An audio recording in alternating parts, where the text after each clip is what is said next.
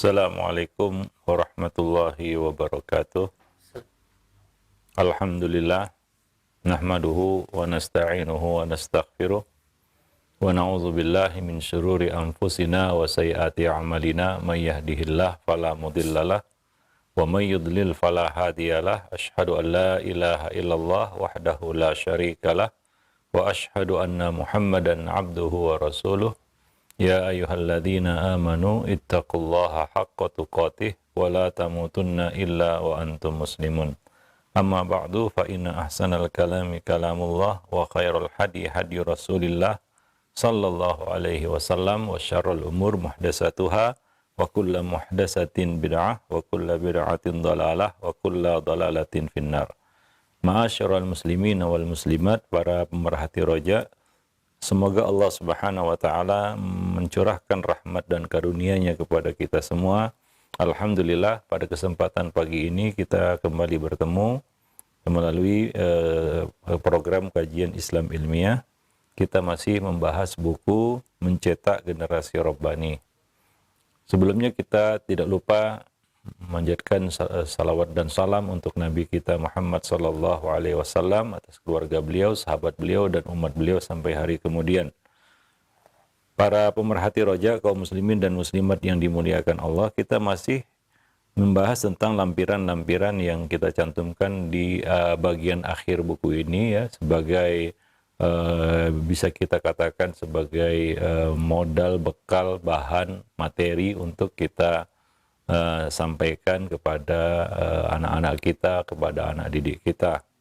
Ya, ada beberapa hadis-hadis Nabi yang berisi kita katakan petuah-petuah, nasihat-nasihat yang perlu kita sampaikan, dan hendaknya ini dihafal oleh orang tua untuk menyampaikannya kepada anak, ya, menyampaikannya kepada anak. Beberapa hadis-hadis yang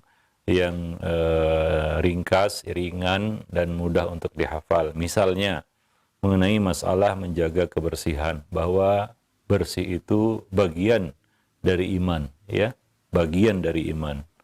Nabi SAW berkata, at-tuhur syatrul iman. Kebersihan itu bagian dari iman, ya, syatrul iman. Satu bagian yang tidak bisa dipisahkan dari keimanan, bahwa ciri-ciri orang mukmin itu adalah bersih, ya, baik dirinya maupun lingkungannya, sehingga anak itu terdorong untuk menjalani pola hidup bersih, ya, misalnya tidak buang sampah sembarangan, ya, tidak membiarkan sampah-sampah berserakan, ya, di kamarnya ataupun di rumahnya ataupun di lingkungannya, ya. Untuk melatih disiplin bersih ini memang harus dari kecil, karena kita lihat anak-anak yang dalam tanda kutip jorok, ya, tidak mengenal kebersihan, memang tidak diajarkan untuk menjalani pola hidup bersih, mengikuti pola hidup bersih, ya. Nah, misalnya, ya, kita lihat sebagian anak itu teledor, ya, membuang sampah sembarangan. Mungkin ini adalah sesuatu yang dia lihat dari orang tuanya atau dari gurunya, bahkan mungkin, ya, membuang sampah sembarangan. Jadi memang harus dilatih disiplin bersih, ya, disiplin dalam kebersihan, ya, karena, ya, masalah kebersihan ini percuma kalau angin-anginan, ya, kadang bersih kadang jorok begitu, karena dia dituntut untuk ada di setiap saat, ya, yang menempel dalam kehidupan kita, yaitu kita suka kebersihan, ya. Nah, demikian, terutama yang menjadi biasanya yang menjadi barometer dalam bab ini adalah toilet, ya, kamar mandi. Bagaimana kebersihan seorang itu bisa dilihat kalau kita masuk kamar mandinya, ya, itu dapat terlihat tuh bagaimana, ya, habit atau kebiasaan para penghuninya itu. Nah, anak-anak juga, ya, misalnya dia memakai toilet, ya, memakai kamar mandi, ya, kita lihat bagaimana perilakunya. Apakah dia meninggalkan sampah, kotoran, atau membiarkan toilet itu, kamar mandi itu, ya, masih ada najisnya dan lain sebagainya. Nah, itu perlu dilatih, karena sebagian orang, ya ini berakibat kepada dia melalaikan hal yang sangat penting, yaitu istinja. Ya, tidak bersih dalam istinja. Sebagian anak itu asal-asalan istinjanya, bahkan nggak mengerti bagaimana cara istinja yang benar. Ya, nah demikian. Jadi dia mesti dilatih, dan kita ya motivasi dia dengan hadis Nabi ini, bahwa kebersihan itu adalah bagian yang tidak terpisahkan dari keimanan. Ya, Nabi mengatakan la yuhafidhu 'alal wudu illal mu'min. Tidak ada yang menjaga wudu kecuali orang mukmin. Jadi mukmin itu identik dengan kebersihan. Ya. Bukan hanya diri, kebersihan diri ya, tapi juga kebersihan lingkungan. Ya. Kita mulai dari kebersihan lingkungan. Ya, misalnya Nabi berkata, ya, tahhiru afniyatakum. Bersihkanlah pekarangan kamu. Logikanya, kalaulah pekarangan itu harus bersih, bagaimana dalam rumah? Ya nggak mungkin pekarangan bersih, rumah berantakan, kotoran berserakan di sana sini. Ya, kalaulah Nabi perintahkan kita untuk membersihkan pekarangan, artinya mafhum ya muwafaqah aulawinya adalah terutama apalagi di dalam rumah. Ya, kalaulah Nabi menyuruh kita membersihkan pekarangan, ya tentunya ini juga perintah secara include ya. Ya, perintah untuk membersihkan dalam rumah. Luar rumah saja harus bersih, apalagi di dalamnya, yang mana kita tinggal di dalamnya. Ya, nah maka menjaga kebersihan itu adalah bagian dari keimanan, ciri orang yang beriman. Nah, dalam hal ini, dalam kaitannya dengan dunia pendidikan adalah melatih anak untuk disiplin bersih. Dan itu adalah bagian dari pola hidupnya, gaya hidupnya. Gaya hidup bersih, ya, tempat-tempat yang didiaminya, misalnya kamarnya, ya, atau ruangan tempat berkumpul keluarga, meja makan misalnya, dapur misalnya, ya kita bisa lihat bagaimana kebersihan orang itu dari dapurnya, ya. Kamar mandinya, tempat-tempat yang memang biasa kotor. Kalau dibiarkan, kalau orangnya tidak menjaga kebersihan. Ya, nah di situ dilihat ya siapa yang memang pola hidupnya bersih dan siapa orang yang pola hidupnya jorok. Ya, dari dua bagian itu di dalam rumahnya. Coba lihat bagaimana kamar mandinya, coba lihat bagaimana dapurnya. Ya, itu akan kelihatan. Wallahu a'lam bishawab. Dan anak juga harus dilibatkan di dalam hal kebersihan. Kebersihan lingkungan, ya. Misalnya dia diberi tugas untuk buang sampah, ya, ataupun membersihkan pekarangan, ataupun membersihkan toilet atau WC. Ada anak itu yang melakukan itu atas kesadarannya sendiri, nggak disuruh. Dan ada anak yang sebaliknya, justru nggak peduli, bahkan dia cenderung mengotori, ya, mengotori. Nah, jadi kebersihan lingkungan itu adalah cerminan kebersihan pribadi, diri. Ya, diri kita juga harus bersih. Ya, coba perhatikan anak bagaimana istinjanya, sudah benar atau tidak. Ya, kadang-kadang ya dia karena itu tidak adalah perkara yang kadang-kadang tidak tersentuh ya di sekolah ya. Karena nggak mungkin ibunya atau afwan gurunya itu ngikutinya sampai ke toilet kan begitu ya. Itu mungkin pendidikan yang harus dia dapat di rumah. Ya, bagaimana cara istinjanya, bagaimana dia membersihkan kotoran setelah buang hajat. Ya, nah ini perlu kita latih sejak kecil, ya, sehingga anak itu tumbuh menjadi anak yang suka kebersihan dan alergi terhadap hal-hal yang kotor, sampah, bau dan lain sebagainya. Ya, nah demikian. Wallahu a'lam bishawab. Dan ini tentunya akan mendorongnya untuk menjadi pribadi yang bersih, jasmani maupun rohani. Ya, jasmani maupun rohani. Kita tahu bahwa jin, terutama jin-jin yang jahat itu suka tempat yang berantakan, kotor, bau ya. Nah, coba bayangkan apabila begitulah suasana rumah kita. Mungkin rumah kita dipenuhi jin-jin yang jahat begitu ya. Tempat bersarangnya jin-jin yang jahat. Jin-jin yang suka mengganggu manusia. Kenapa? Karena dia suka bermukim di tempat kita karena kondisinya kotor, bau, jorok ya, dan tidak terawat. Wallahu a'lam bishawab. Nah, demikian. Jadi ini salah satu hadis yang perlu kita sampaikan kepada anak-anak ya, tentang kebersihan, menjaga kebersihan baik itu lingkungan maupun diri. Ya, kemudian di antara hadis yang perlu kita sampaikan kepada anak-anak kita, kepada anak didik kita adalah hadis tentang kategori sombong. Karena sifat ini bisa saja sifat yang dia bawa lahir. Ya, sombong. Ya, mungkin. Ada sebagian anak membawa beberapa sifat-sifat negatif memang dari lahir. Ya, bisakah itu berubah? Tentunya bisa. Seperti yang sudah kita bahas di dalam buku ensiklopedia akhlak salaf. Nah, orang tua harus mendeteksi sifat-sifat negatif pada diri anak. Nah, kemudian melakukan treatment ataupun terapi untuk menyembuhkannya, merubahnya menjadi sifat yang positif, ya, sifat yang baik. Ya, atau dia belajar sombong dari orang lain. Mungkin dari temannya, mungkin dari tetangganya atau dari lingkungannya. Maka perlu kita kita cermati bagaimana kepribadiannya. Terutama sifat ini, ya, sifat yang sangat buruk, yaitu sombong. Ini adalah sifat iblis yang iblis tanamkan kepada musuh-musuhnya dari kalangan anak Adam. Bagaimana anak Adam ini sombong, sebagaimana dirinya sombong dulu ya, iblis, yang akhirnya dia menolak perintah Allah Subhanahu wa taala karena kesombongan. Jadi sombong ini adalah sifat yang sangat buruk. Nah, maka kita ya perlu menyampaikan hal-hal yang berkaitan dengan ini kepada anak. Jangan sombong. Ya, seperti hadis Nabi tentang definisi sombong. Ya, Nabi mengatakan la yadkhulul jannah man kana fi qalbihi mithqala dzarratin min kibr. Ya, tidak akan masuk surga orang yang di dalam hatinya terdapat sebesar biji sawi kesombongan. Ya, bahwa orang sombong tidak masuk surga.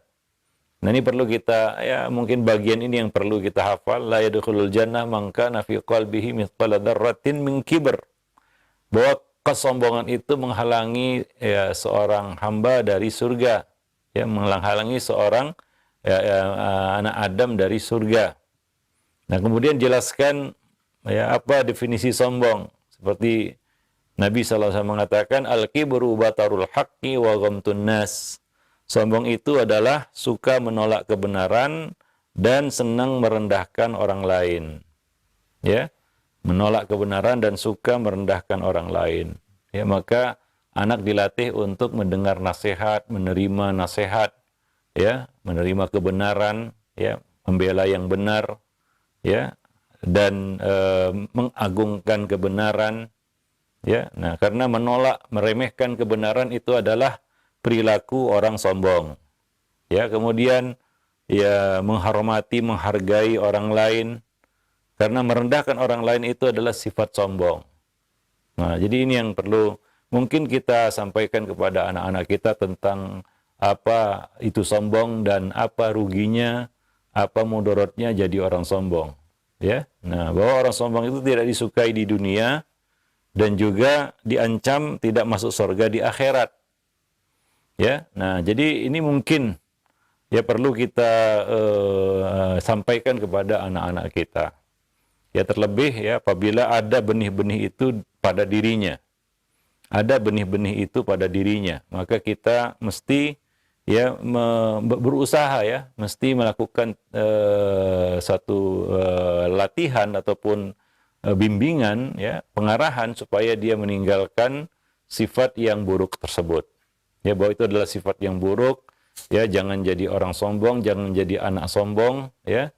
Ya, meskipun kita punya kelebihan-kelebihan yang Allah berikan.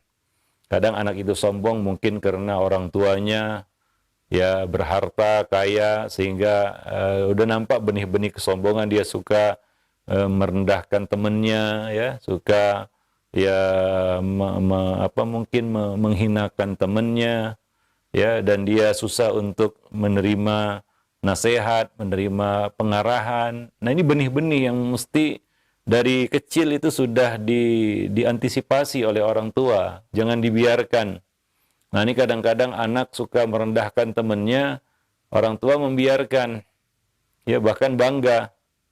Nah, jadi jangan terkejut nanti kalau anak sudah besar memang jadi anak yang sombong. Karena itulah yang ditanamkan oleh orang tua. Orang tua memang mengarahkan anaknya untuk sombong. Orang tua membiarkan anak ini tumbuh menjadi anak yang sombong, membiarkan sifat itu melekat dan terus melekat pada dirinya. Ya, nah ini yang perlu kita perhatikan pada anak-anak kita. Ya, orang tua wajib mengawal perkembangan psikologi anak. Ya, karena kadang-kadang perubahan yang terjadi pada anak itu tidak serta-merta, yaitu tidak secara spontan. Ada proses-proses yang terus menerus sehingga ya mengkristal menjadi suatu tabiat. Ya, hingga dia betul-betul jadi orang sombong. Betul-betul jadi orang sombong. Nah, demikian. Ya, memang itulah dia tarbiyah, pendidikan yang dia jalani dari kecil. Wallahu alam bisawab. Maka coba ya sampaikan hadis-hadis seperti ini ya.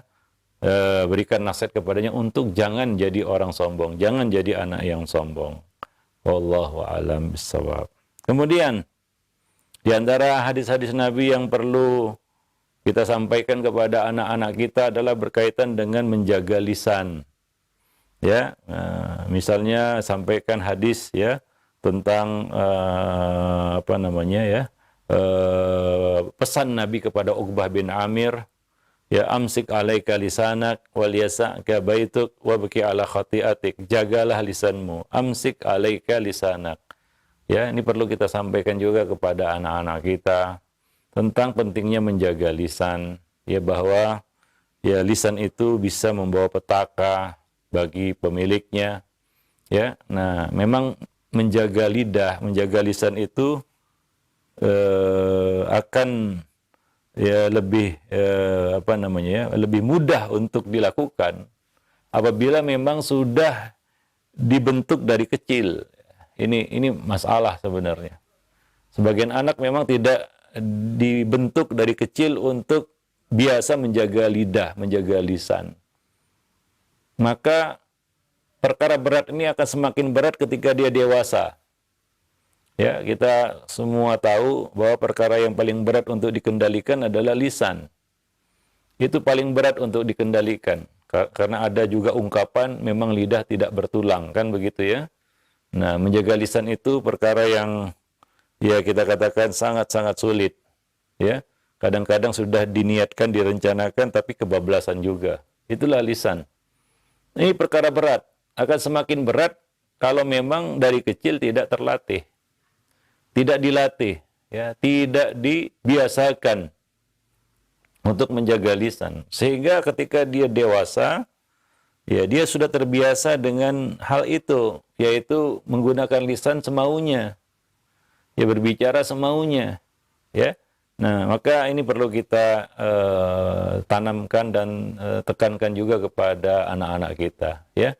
Nah, mereka akan lebih mudah untuk menjaga lisan di masa dewasa nanti, ya karena mereka memang sudah dibiasakan untuk menjaga lisan dari kecil, ya. Nah, kita lihat juga sebagian anak itu ya memang hati-hati bicaranya. Nggak sembarang bicara. Ada sebagian anak memang ya kata orang apa ya, main selonong aja itu bicaranya. Kadang-kadang dia nggak peduli siapa lawan bicaranya. Artinya apa? Memang tidak diajari adab berbicara, adab bertutur kata. Ya memang tidak dibiasakan dan tidak dilatih dari kecil. Sehingga memang begitulah dia ketika dia dewasa, ya.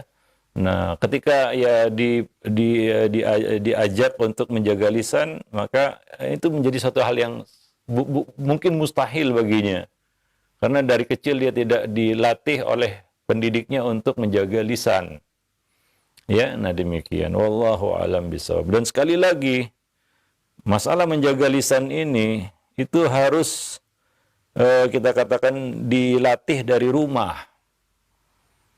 Ya, karena kalau di sekolah mungkin ya suatu hal yang tidak mereka dapatkan itu ya. Latihan menjaga lisan di sekolah itu susah. Ya karena dia banyak berinteraksi dengan beragam manusia di sana. Tapi di rumah ya dia harus dilatih untuk menjadi pribadi orang anak yang berhati-hati dalam bicara, menjaga lisannya, ya.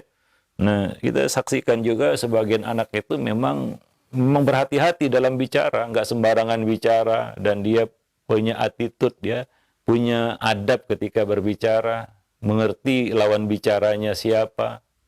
Ada anak yang seperti itu, dan kita tahu pasti ini anak memang dilatih oleh orang tua di rumah. Ya, bukan dapat di sekolah hal-hal seperti ini. Ya, pesimis saya kalau hal-hal itu dapat di sekolah.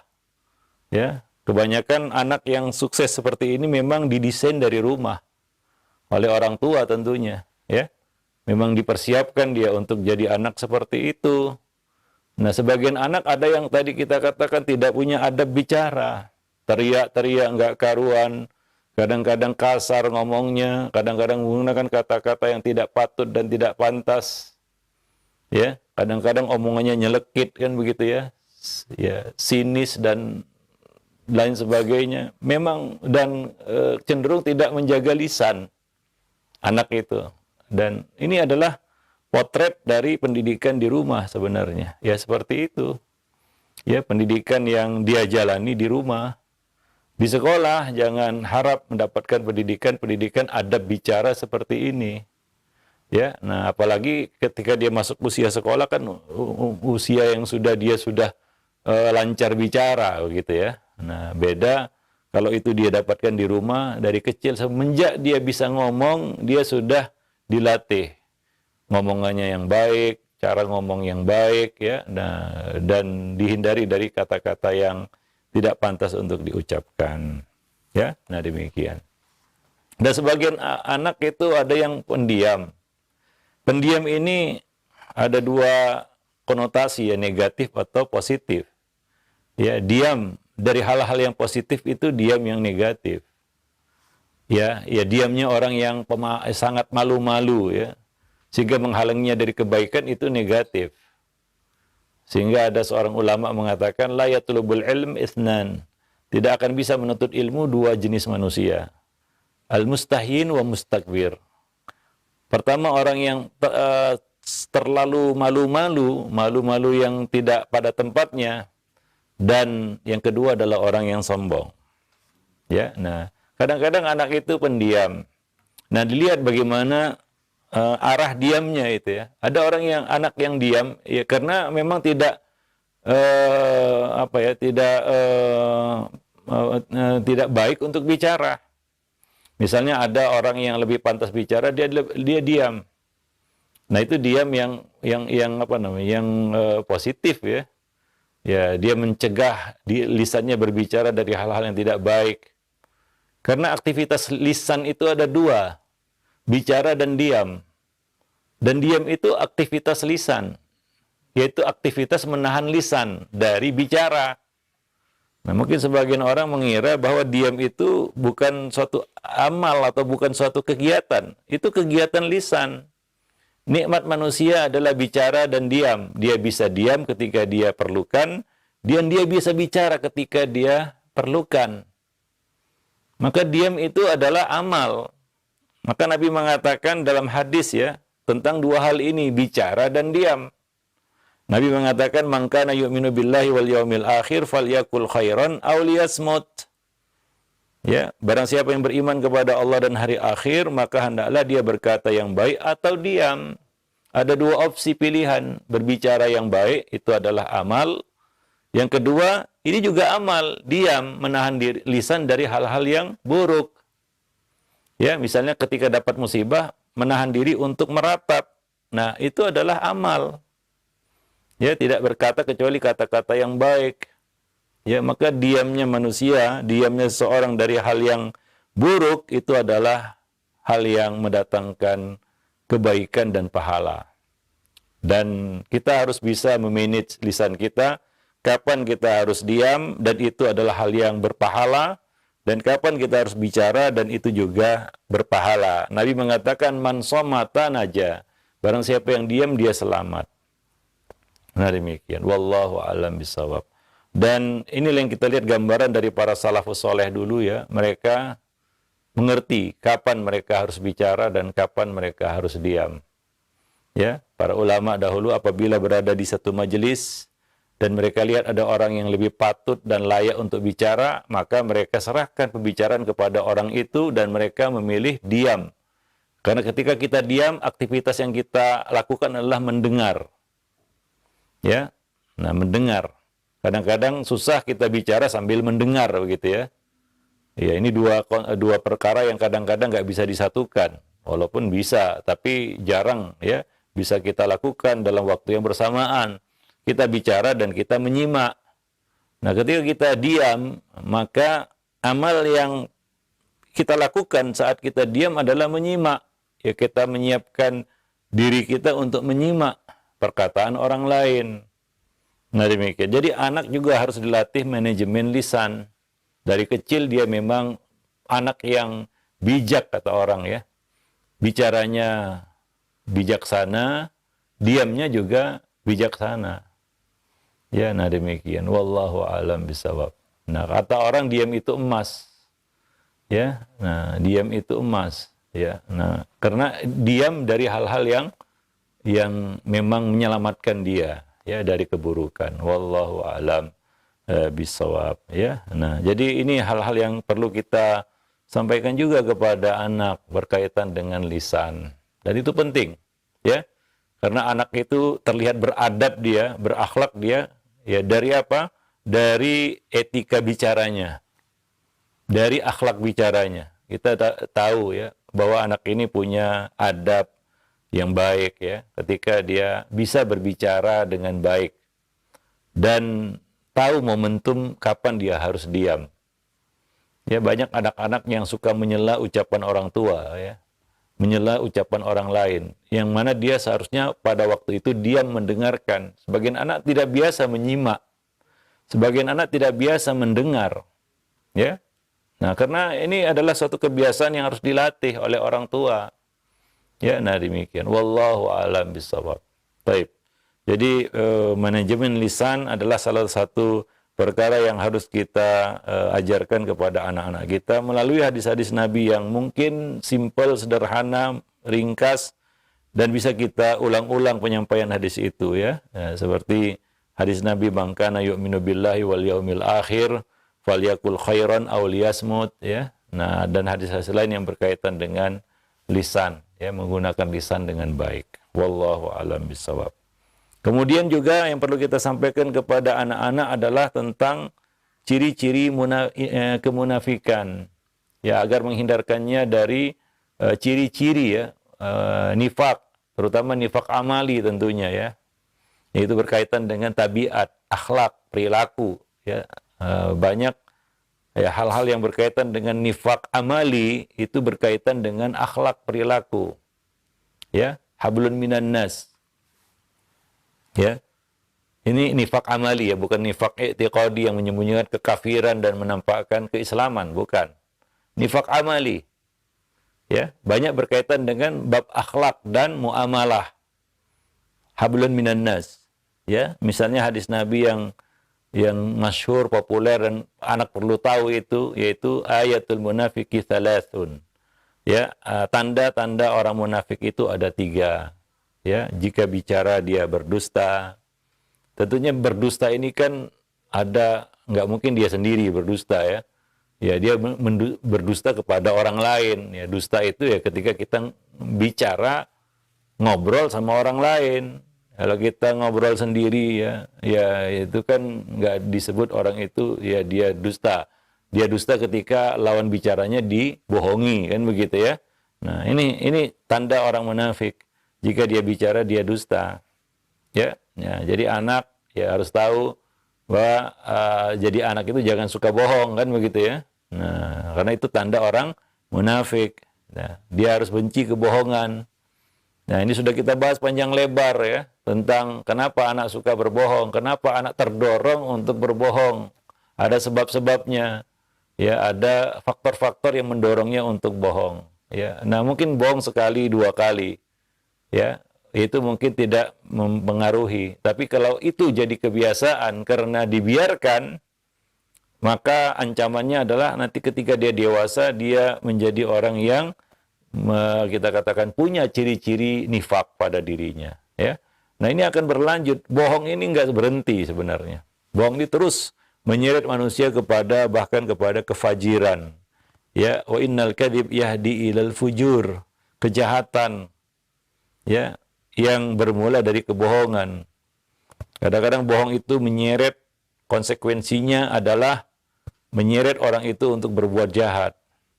Misalnya penipuan. Kenapa terjadi penipuan? Karena dimulai dari kebohongan.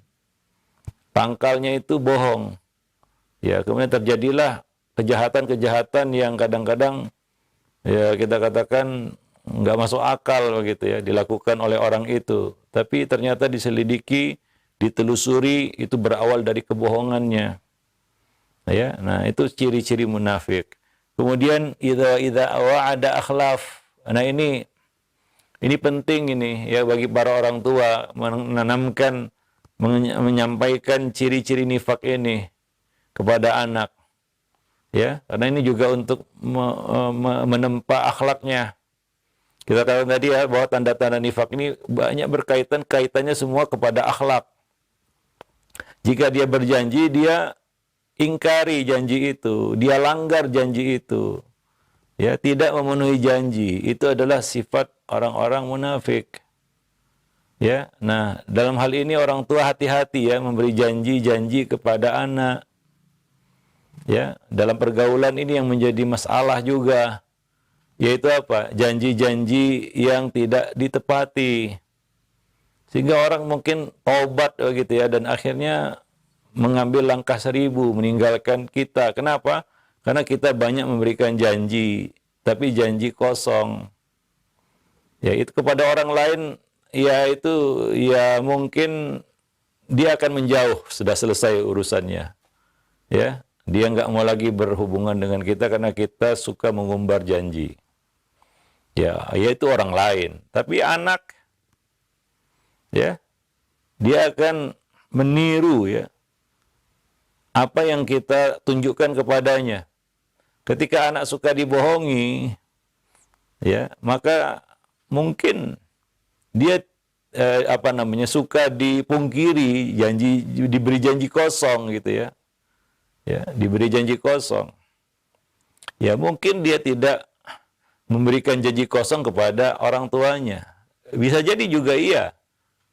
Orang tua di ansori lah ya, istilahnya ya dikasih janji kosong lah ya,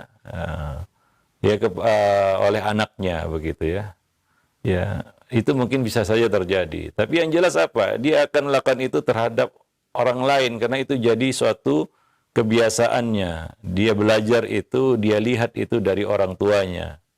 Ya, maka jangan sampai anak kita punya tabiat seperti itu, suka mengingkari janji. Ya, suka mengingkari janji. Ya, dari hal-hal yang kecil sampai hal-hal yang besar. Ya, misalnya ketepatan waktu janji berkaitan dengan waktu, jangan jam karet misalnya. Ya, misalnya udah janji sama anak berangkat jam 7, jam 9 belum lagi kita malah belum siap-siap gitu. Sementara anak sudah rapi semua menunggu di luar. Ya, ternyata orang tuanya nggak keluar-keluar. Kenapa? Karena mungkin masih tidur, lupa janjinya. Anak sudah nunggu di samping mobil gitu, mau jalan-jalan ini. Nah itu kan anak kena zong itu ya, kasihan dia, kena prank gitu. Ya seolah-olah dia diberi janji kosong kan begitu ya. Nah ini buruk. Kenapa? Karena dia akan melakukan itu juga kepada orang lain. Ya karena sakit hatinya, karena kesel dan jengkelnya, ya mungkin dia lampiaskan ini kepada orang lain. Bahkan mungkin kepada orang tuanya sendiri juga diberi janji kosong oleh anaknya. Wallahu a'lam bishawab. Maka hati-hati dalam memberikan janji ya kepada anak-anak. Ya, tepati janji kepada anak-anak. Jangan kita katakan diberi ya janji manis saja tidak terbukti, kan begitu ya. Berilah anak kejutan, bukan janji. Gak usah banyak berjanji, ya. Yang mana ujung-ujungnya kita tidak memenuhi janji itu. Lebih baik kita beri kejutan. Kadang-kadang kita janjikan nanti dibelikan ini, dibelikan itu, ya nanti diberi ini, diberi itu, tapi zong semua. Ya lebih bagus kita tidak usah kasih janji, tapi kita kasih kejutan. Ya, nah demikian. Wallahu a'lam bishawab. Tapi kadang-kadang orang tua itu memberi janji kepada anak, ya supaya anak itu tenang, kan begitu ya.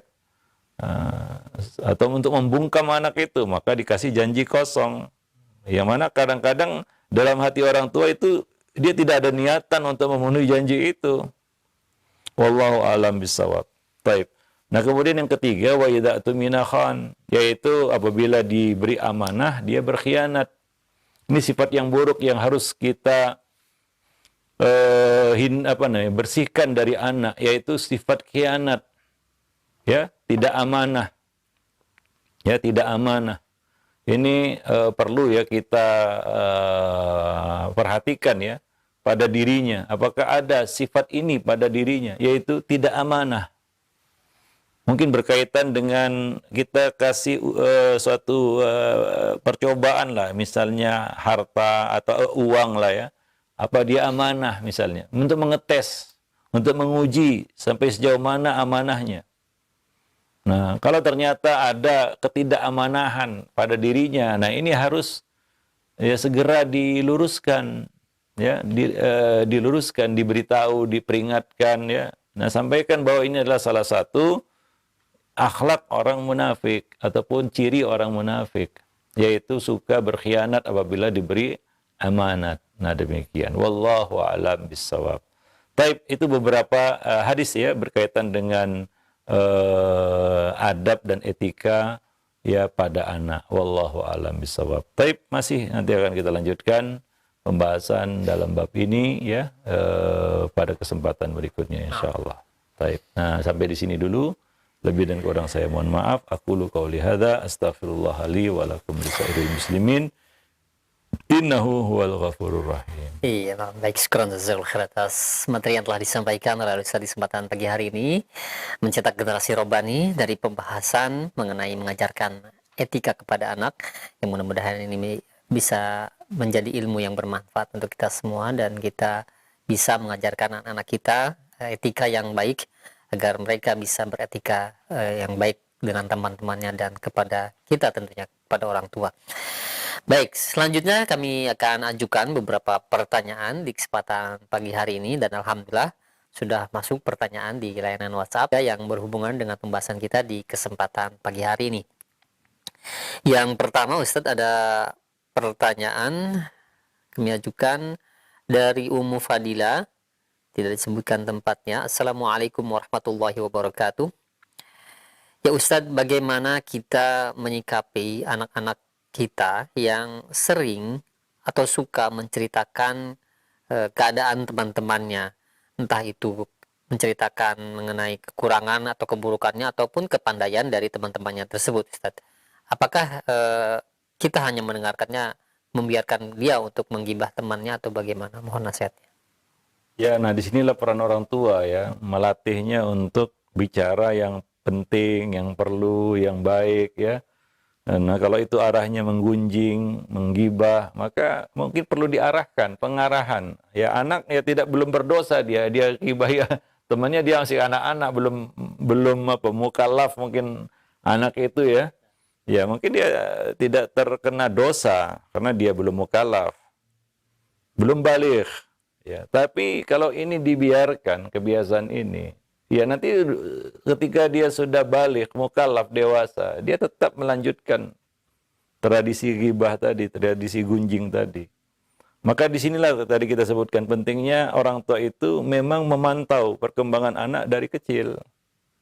Ya, ada anak yang memang suka seperti itu dan ada anak yang memang bicaranya itu seperti kita sebutkan tadi ya, memang bicaranya itu bicara yang manfaat begitu ya. Memang mengerti ya adab dan etika bicara. Nah, demikian. Wallahu a'lam bishawab. Nah, kita katakan apa ya, pembangunan karakter istilahnya, karakter building itu dilakukan dari kecil. Ya, nggak bisa dilakukan setelah ya karakter itu tercetak tanpa pola. Ya, tanpa pola. Artinya nggak diarahkan memang. Tidak ada pembangunan di situ, pembangunan karakternya yang tidak dibangun. Ya, dia akan terbangun sendiri tapi pola yang acak-acakan kan begitu ya. Nah demikian. Maka ya di sini peran orang tua ya, ketika melihat satu hal yang misalnya negatif pada anak, nah itu cepat diluruskan mumpung belum menjadi karakternya. Ya, mumpung belum menjadi karakternya. Ya, belum menjadi sifatnya. Ya, belum menjadi watak dan tabiatnya. Ya, kita jelaskan tadi bahwa watak, tabiat, karakter manusia bisa dirubah. Dan tadi ya, kadang-kadang anak itu membawa sifat-sifat buruk dari lahir. Orang tua kadang-kadang tahu itu. Tapi ya dibiarkan saja. Misalnya sombong, tadi kita bicara sombong.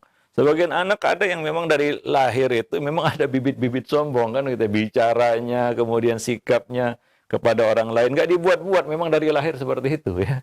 Bukan dilatih orang tuanya untuk sombong, enggak. Memang ada seperti itu. Ya, manusia diberi rezeki beda-beda.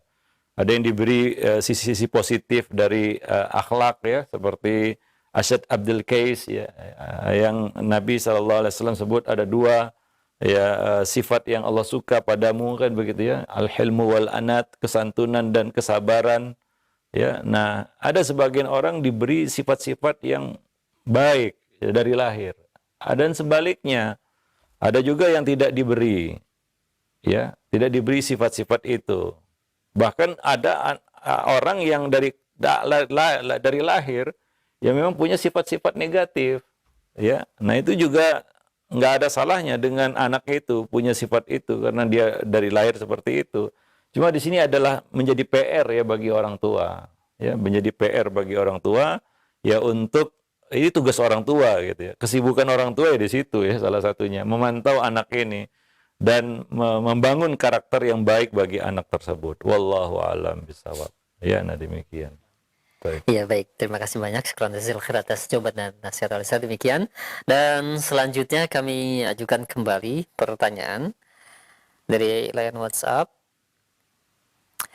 Ya Ustadz, anak kami di sekolah mulai dari kelas 1 sampai kelas 3, kami lihat hanya akrab dengan satu teman saja. Hampir tidak pernah menemukan teman yang lain yang cocok seperti yang satu ini.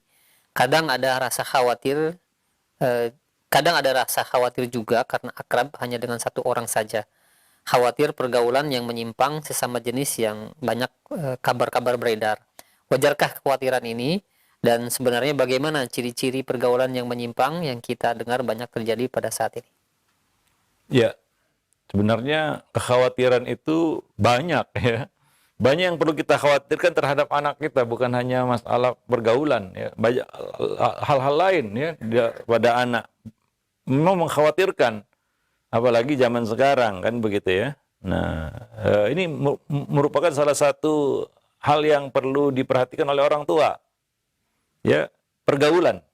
Ya, pergaulan adalah satu perkara yang wajib diperhatikan oleh para orang tua.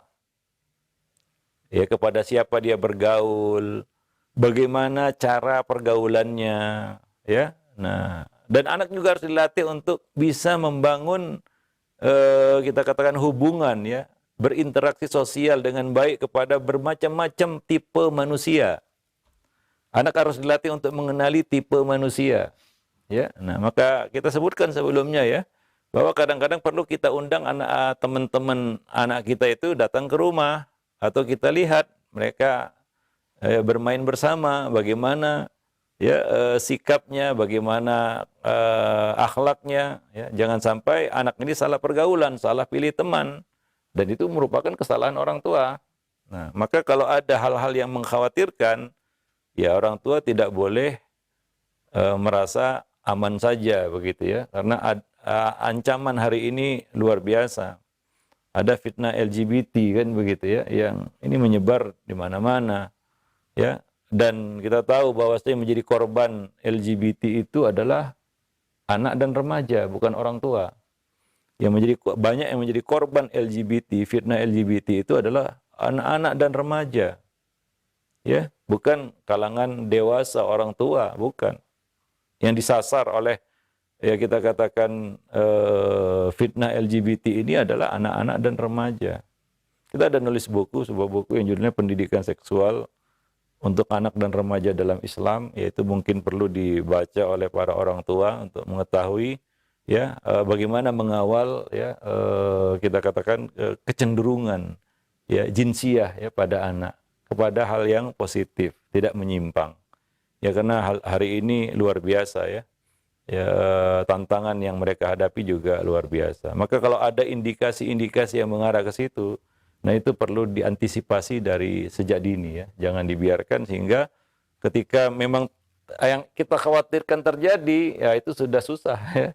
Kalau ternyata ya kedekatannya hanya dengan seorang teman itu berujung negatif, ya maka kalau terlambat ya susah untuk diobati ya. Karena yang namanya virus isyak, salah satu virus hati adalah virus isyak. Ada buku ya kita terjemahkan sudah lama tentang apa bahaya penyakit isyak ya. Ya, ini salah satu penyakit yang ya kita bicarakan juga itu di Tarbiyah Jinsiyah. Ya, adalah penyakit yang menyerang hati. Ya, dan ini susah untuk disembuhkan penyakit isyak itu, cinta buta istilahnya. Cinta membabi buta. Sehingga nggak peduli bahwa cinta itu terlarang karena sejenis misalnya. Itulah isyak gitu ya. Sehingga dia pandang indah sesuatu yang memang tidak indah sama sekali. Ya wallahu alam bisawab. Maka kalau terlambat ya susah untuk dilakukan penyembuhannya. Ya kita tahu bahwa orang-orang yang terkena penyakit isyak itu ya karena ya, lesbi atau gay ya itu sembuh kambuh gitu. Ya. Ya itu yang terjadi ya. Ya, udah sembuh kambuh lagi, ya begitu terus. Hingga kadang-kadang ada sebagian anak yang harus pindah sekolah berkali-kali karena kedapatan dengan kasus yang sama ya di sekolah yang berbeda, gitu ya. Wallah. Kadang-kadang ini disembunyikan sehingga pihak sekolah nggak tahu. Ya tiba-tiba sudah ada kasus kan begitu ya. Nah jarang ya orang tua ataupun ya pihak wali murid mau bercerita ya bahwa ada kasus sebelumnya dan ya ini ditutup-tutupi justru malah nggak sembuh. Ya ini perlu keterbukaan dan kepala dingin untuk menyembuhkan ya kita katakan kecenderungan yang negatif ya di dalam kita katakan kecenderungan seksual yang negatif ya. Nah demikian. Wallahu a'lam bishawab. Jazakallahu khair atas jawaban dan nasihat Al-Ustaz, demikian. Dan selanjutnya kami ajukan kembali ada dua pertanyaan senada. Di antaranya dari Anwar yang berada di Cilodong, Depok. Dan penanya yang lainnya, Ustaz, sebelum berangkat ke pondok, anak saya berikan tugas rutin di rumah, antara menyapu rumah, mencuci piring, dan alhamdulillah dapat menjalankannya dengan baik secara rutin. Tapi setelah mondok dan pulang liburan di rumah, malah tidak mau mengerjakan apa-apa seperti sedia kala atau sebelumnya. Seringnya hanya berdiam diri di kamar dan bermain HP.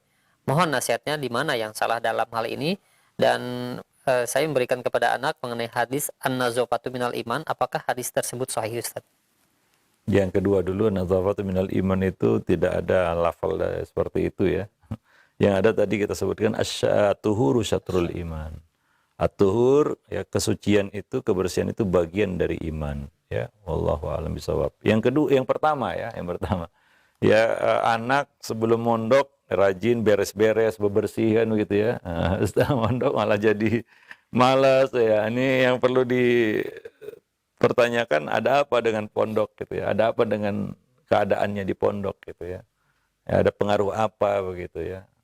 Mungkin juga ya kadang-kadang di pondok itu semuanya serba beres ya, baju dicuciin, kamar dibersihkan ya, dilayani seperti raja ya dan ratu kan begitu ya. Nah, dia tinggal duduk manis. Nah, mungkin itu yang terjadi di pondok ya. Itu keadaan kondisi di pondok. Karena sekarang ini ya lembaga-lembaga ini berlomba-lomba berkhidmat ya untuk ya berkhidmat, menjadi khodim itu bagi anak didik dan wali. Ya kadang-kadang ini mengorbankan sisi-sisi yang sebenarnya perlu. Ya bukan memanfaatkan ya kan, tapi melatih kan begitu ya. Nah, kalau semuanya serba beres ya, anak itu tinggal duduk manis ya. Nah, kadang-kadang tidak ada nilai edukatif di situ. Walaupun secara servis memuaskan kan begitu ya. Servis memuaskan. Ya dikasih pelayanan bintang 5 kan gitu ya, karena seperti hotel bintang 5 juga sekolahnya kan begitu, pondoknya. Tapi ada sisi-sisi edukatif yang terbuang di situ ya. Nah, dulu kalau kita tidak salah ya, namanya pondok itu anak-anak itu ya memang dikaryakan ya untuk aktivitas kegiatan sehari-hari. Mulai dari cuci baju sendiri, kadang-kadang membersihkan sendiri, mereka lakukan semua sendiri karena melatih supaya bisa hidup mandiri ya, sehingga pulang dari pondok dia lebih rajin seharusnya ya. Kenapa? Karena itu adalah rutinitas dia di pondok. Cuci piring sendiri, habis makan cuci piring sendiri, karena nggak ada yang menyucikan. Tapi di pondok-pondok sekarang makannya di ruang makan, ya. Habis makan dibiarkan karena ada yang membersihkan. Ya. Ini masuk dalam servis dan pelayanan, include masuk dalam bayaran yang dikeluarkan oleh wali orang tua. Ya, karena sekarang sekolah semakin mahal saja kan begitu ya. Ya karena biaya-biaya ternyata untuk itu. Ya, untuk hal seperti itu. Ya, sehingga tidak ada nilai edukatif yang dia dapat dari kegiatan harian di sekolah. Ya, misalnya merapikan tempat tidur sendiri, kamar sendiri, lingkungan sendiri kan begitu ya. Nah, dan lain-lain. Dan ini yang perlu mungkin itu yang terjadi, mungkin kan begitu ya. Tidak ada latihan-latihan yang diberikan kepada anak untuk bisa hidup mandiri ya di pondok. Ya, semua serba beres, semua serba kita katakan oke, kan kita tidak ada disibukkan dia karena dia full untuk belajar saja. Ya, kita katakan ya sekolah itu kewajibannya bukan hanya transfer maklumat supaya anak tahu ini tahu itu dan sejenisnya, tidak, tapi juga untuk membangun karakter dan adab, akhlak, kebiasaan yang baik ya. Nah, demikian. Nah, ini yang perlu juga diberikan di sekolah, apalagi di pondok, pendidikan 24 jam. Kalau dia dimanja di situ, sementara di rumah aja dia tidak dimanja, ya lebih-lebih lagi ketika dia pulang di rumahnya, dia merasa di pondok saya diperlakukan seperti itu, ngapain di rumah saya disibukkan dengan hal seperti itu. Ya, nah demikian. Wallahu a'lam bishawab.